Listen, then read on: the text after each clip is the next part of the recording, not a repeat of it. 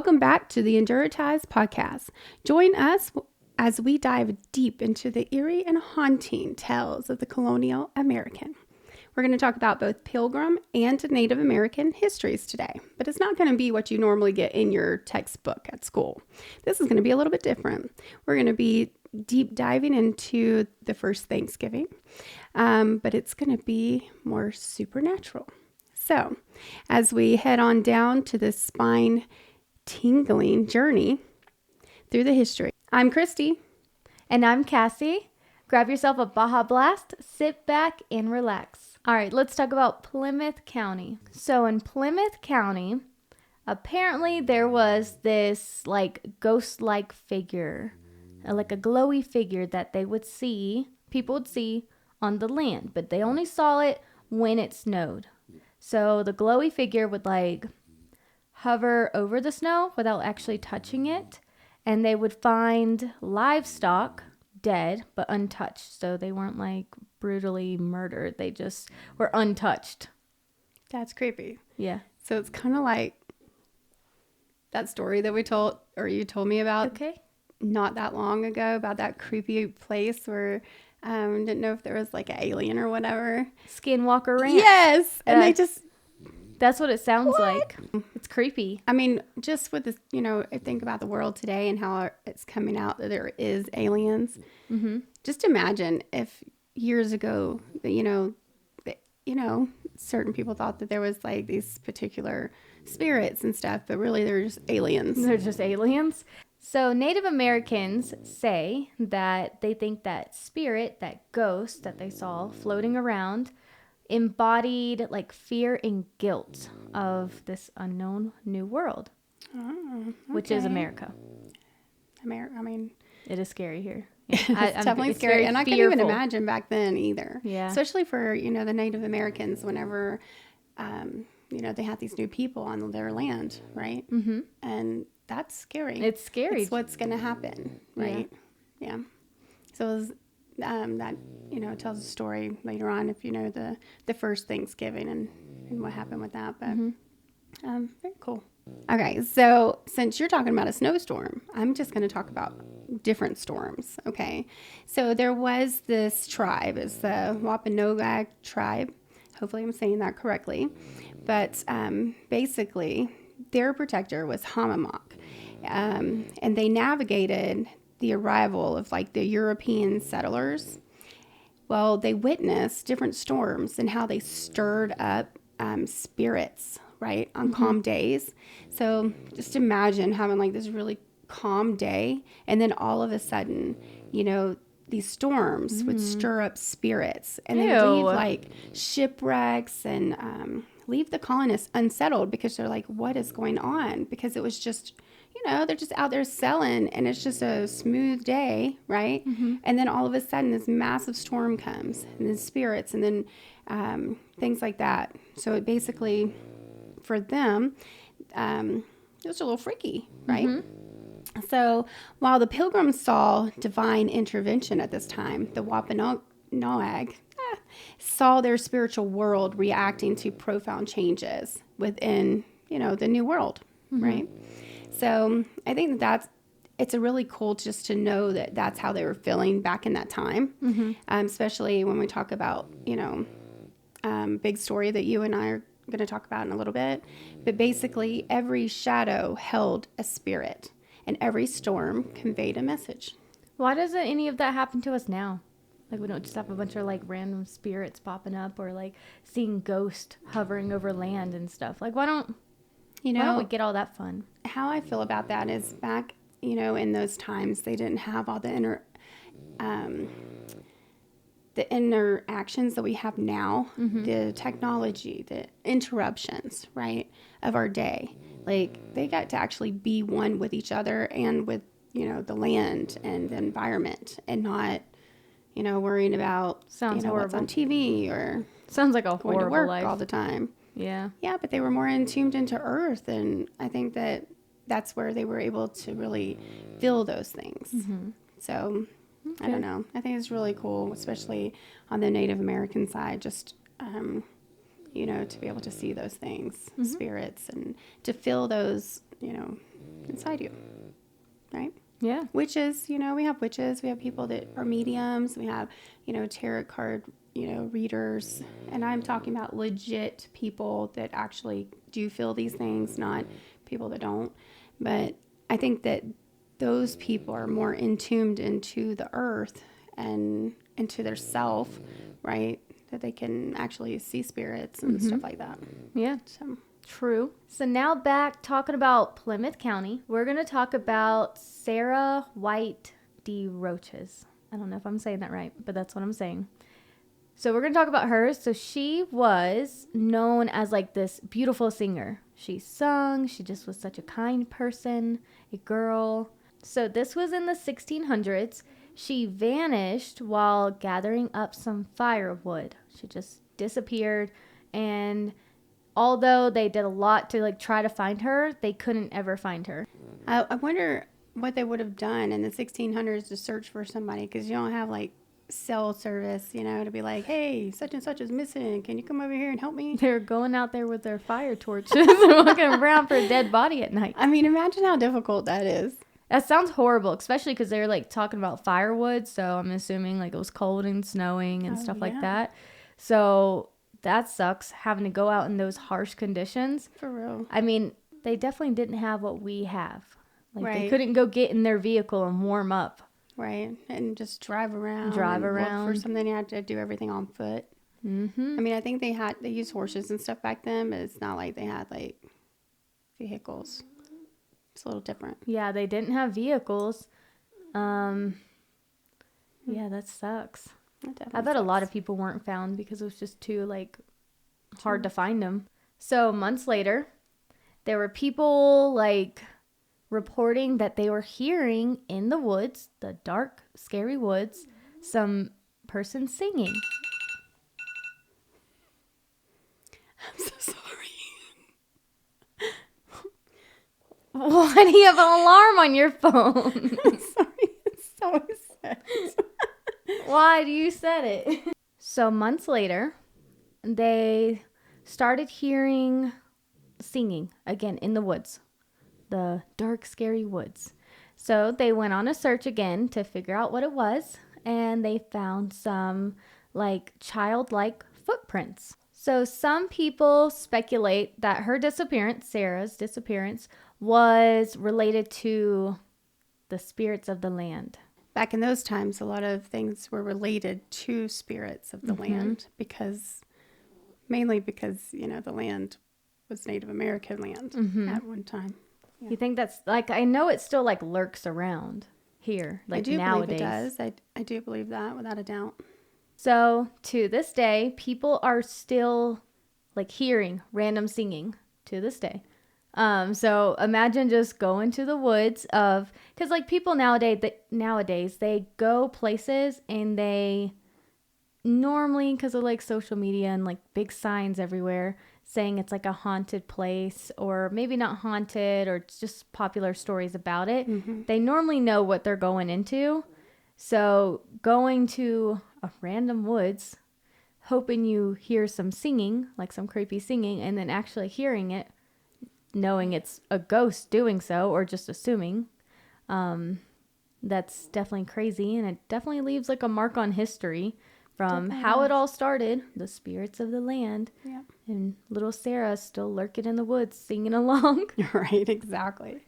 It just brings all the stories that we've told so far kind of together, because everything just basically goes right back to the land. The land, yeah. Yeah. Very cool. Cool. And like when, we were talking about like previously, we were talking about items that, are cursed items. Why are they cursed? Because they belong to somebody else, and that someone else hasn't let go of them yet. It's same with the land. Yeah. Yeah. Pretty much. Yeah. That's crazy.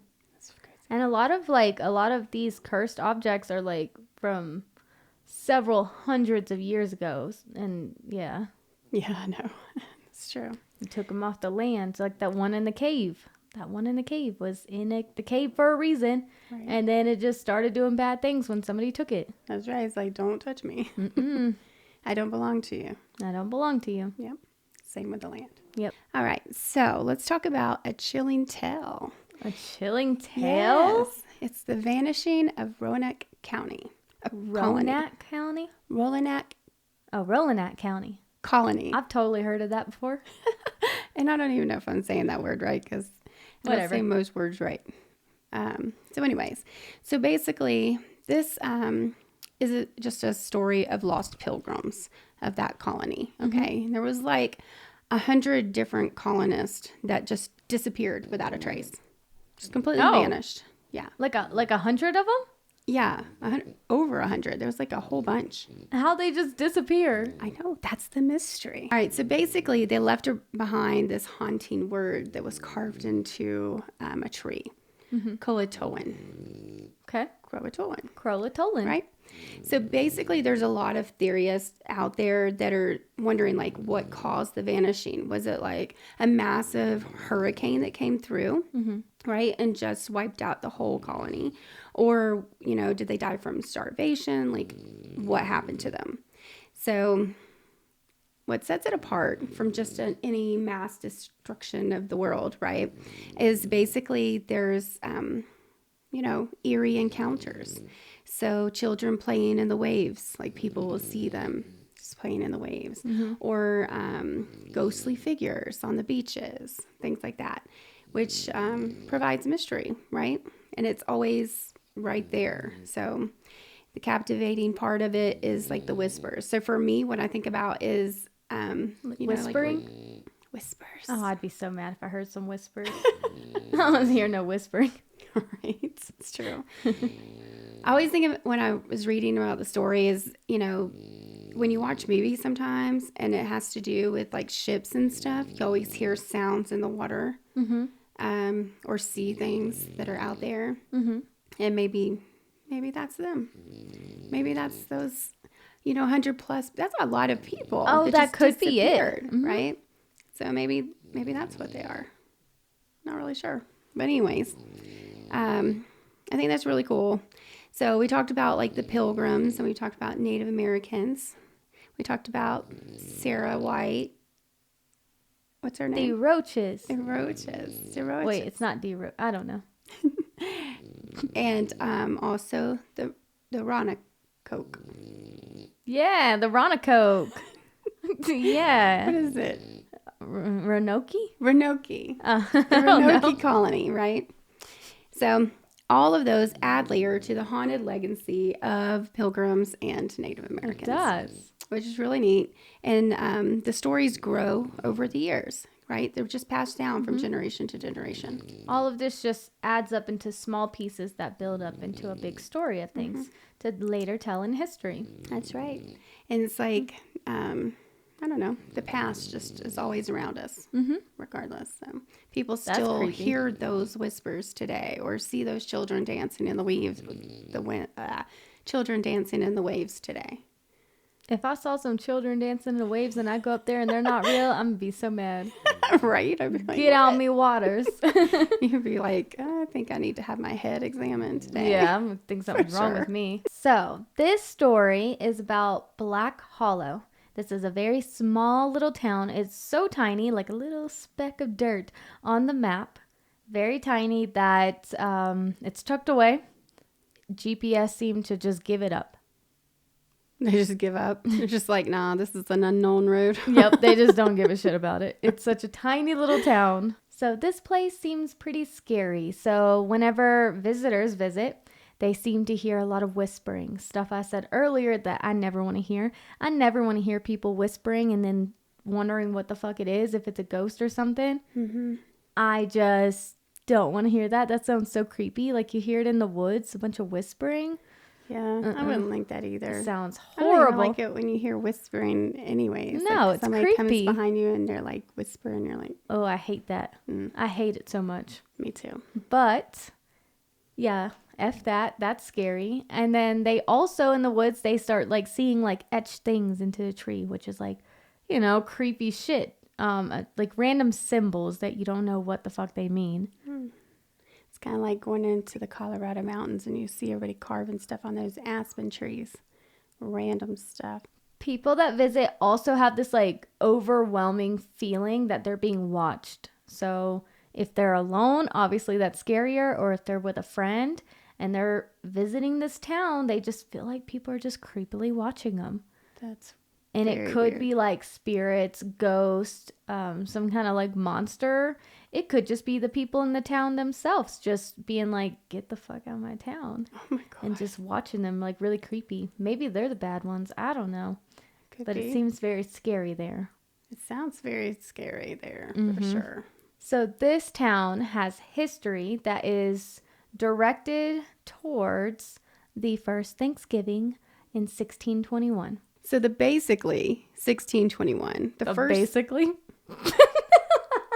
This is why we can't get done. This is why you can't take a nap. Okay. So basically, the Thanksgiving in 1621 is not like what we celebrate today.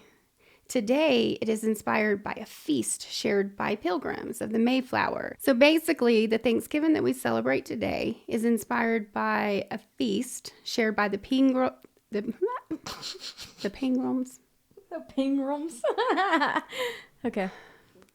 What the fuck? We should have lots of bloopers. I know we should. Because we suck. I know. All right. So the Thanksgiving we celebrate today isn't what basically was happening in 1621. Today we are inspired by a big old feast, right? That was shared by the pilgrims and like of the Mayflower and Native American people.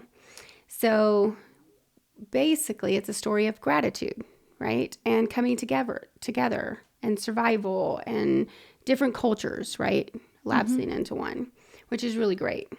But previously in 1621 wasn't really like that. What we know and what we learn in school, where we're told in our history books, right, is that the Pilgrims and the Native Americans just came together, and really connected, right, in this new world that they have.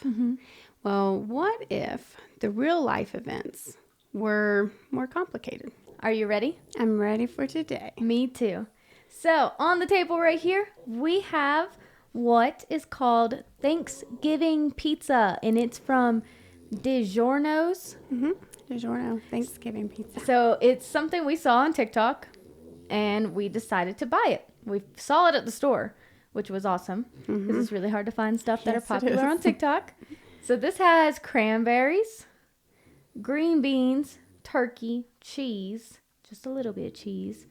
And then instead of pizza sauce, it's gravy. So Yeah.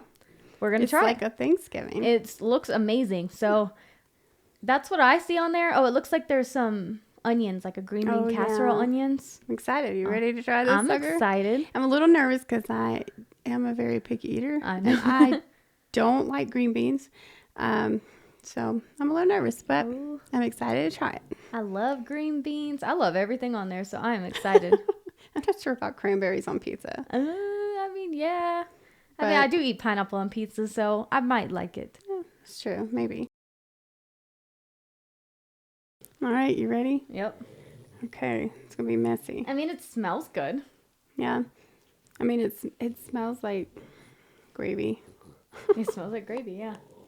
That turkey is nice on there. That's so good. And the gravy, it's kind of like the breading is kind of like the mashed potatoes for the gravy. No, I like it. This is really good. If you need to get this, There's like gravy dripping.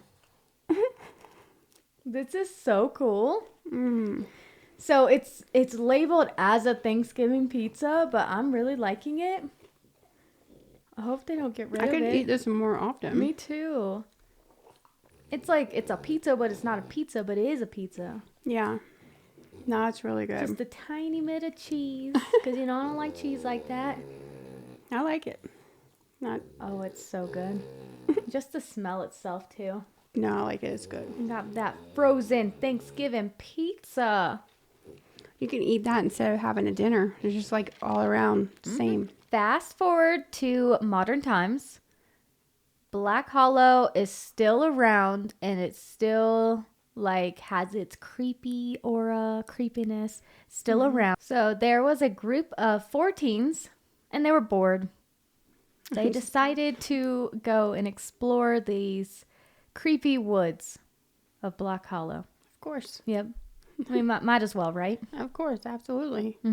So one of them, name is Sierra, and she was a big old history lover. She loved history, and she always felt pretty drawn to like mysteries and creepy shit like that. Okay, kind of like us. Yep, kind of like us, yeah. Because, Okay. I mean, I would totally go explore those woods, wouldn't you? Absolutely. I'm like, why are we not going to visit? Yeah. Yeah. I mean, yeah, I would. Heck yeah. I don't see why not. You're not getting no pizza. You tricked your mama into thinking.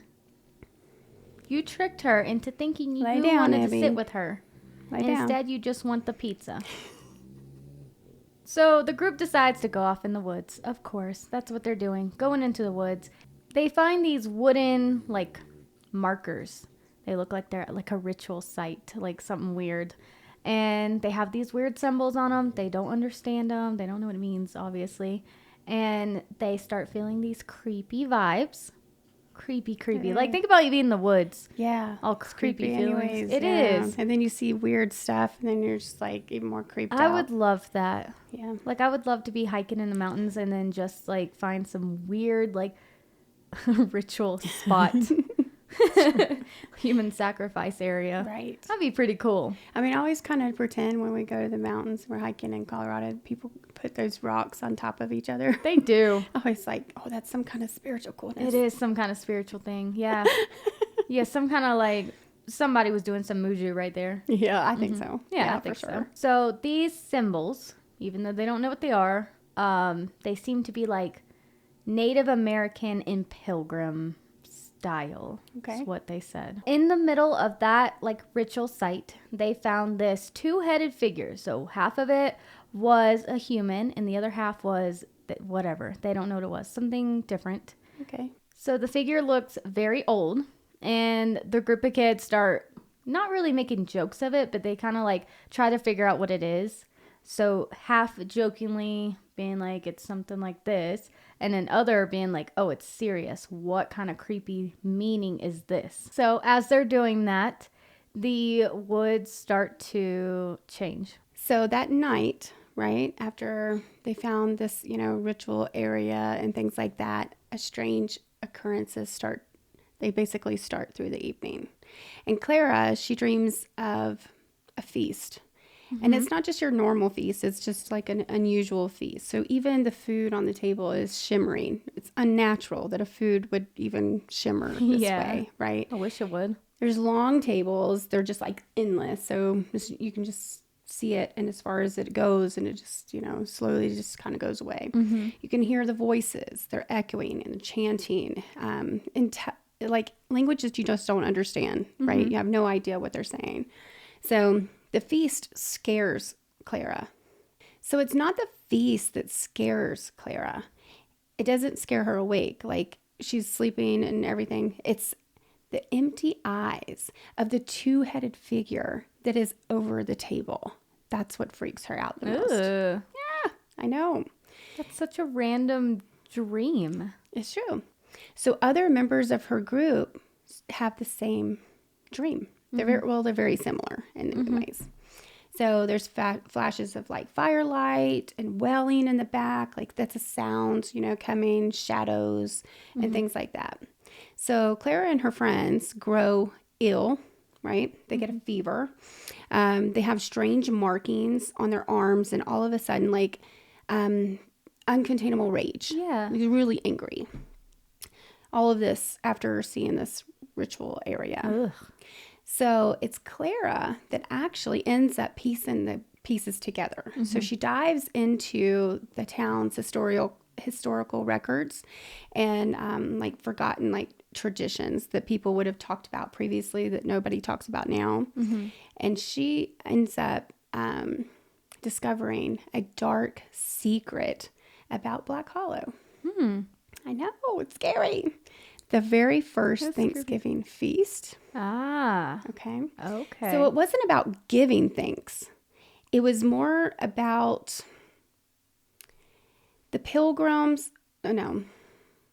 So it's more about the desperation between the pilgrims and the tribe trying to make a pact, right? Yeah. So the ritual invokes spirits of the land, right? And everything that we talk about when it comes to pilgrims and Native Americans always seems to go right back to the land. Yeah, the land. Right? So it's in order to protect the land and harvest in exchange for something. So that's basically what this ritual was, right?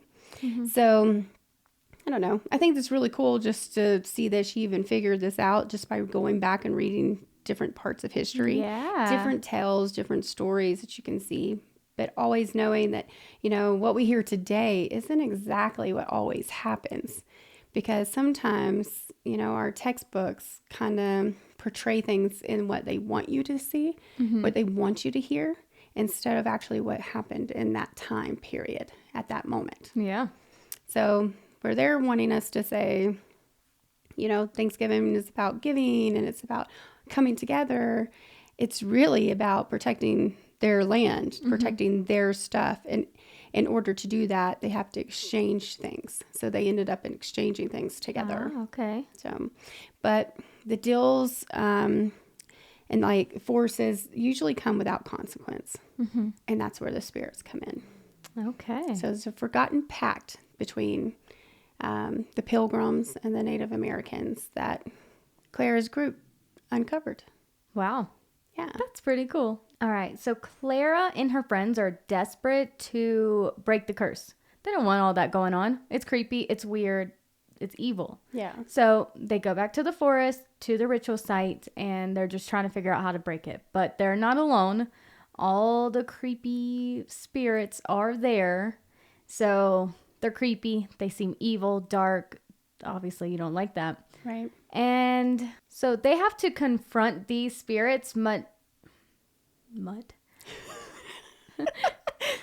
They have to confront these spirits, but not just the physical manifestations of them, the actual like emotions with them, those evil spirits. So with those emotions are like pain, fear, and guilt of those spirits. She had flashbacks of the original feast that bonded these spirits. The sad part of the whole story is the only people that know what happened are the teens, and they've never spoken about it. So we don't know what the heavy price is. Are they alive still? Yeah, they lived. I mean, they're not alive now, but they did live. You sure they're not alive No, still? I'm Oh, sure. okay. I'm totally I was sure. just making sure. But the town does continue on. Its secrets, they keep the secrets buried. They're more beneath the surface than out, like exposed. But the teens are the only ones that ever knew the ending to that. Huh. Which is creepy, right? Yeah, that's creepy. It is, definitely. And people still wander far into those woods, and they're hoping, right, that they're going to hear whispers and see spiritual stuff going on, so they can find out and discover this ancient deal that was done. Yeah. It's broken, but it's not forgotten. So whatever the teens did, we don't know, which I think is really crazy. Yeah. So the next time you sit down at Thanksgiving, basically, just think about, so many different stories out there that we don't know. Think about a two-headed doll that's cursed. Think about a floating ghost, floating along ghost? above the snow, Yeah. or the children dancing in the waves. A lot of creepy stories that lead up to the first Thanksgiving feast. Exactly. Yeah. That led us to where we are today. Yeah. Which is actually really, if you think about it, a good place. You think in Black Hollow they still live like pilgrims there? I don't know. They probably don't even use like a cell phone or anything. Think that? Maybe. Yeah, I have no idea. Probably not. I don't know. I would assume they do. But They if they're might like not. a speck on the map, then they might not even have any service. They might not. Like, it might be like go in the mountains and you don't have any They're service. still milking the cows out in their yard and churning butter. It's true. It's true. Damn, the good old days, right? That's right. Very true. When I first saw Black Hollow, I thought of Sleepy Hollow. Do you know where that's from? Nope. The Gilmore Girls. That's where they live. Anyways, that's what I thought. And I was like, ooh, this is going to be interesting. I was super excited. And then I thought about the Headless Horseman for whatever reason. So lots of things came to play for me whenever I did this. Anyways, thank you for listening to the Induratize podcast. Don't forget to follow us and subscribe, right? Like and share on all platforms. And then, next time, stay curious and stay out of the woods.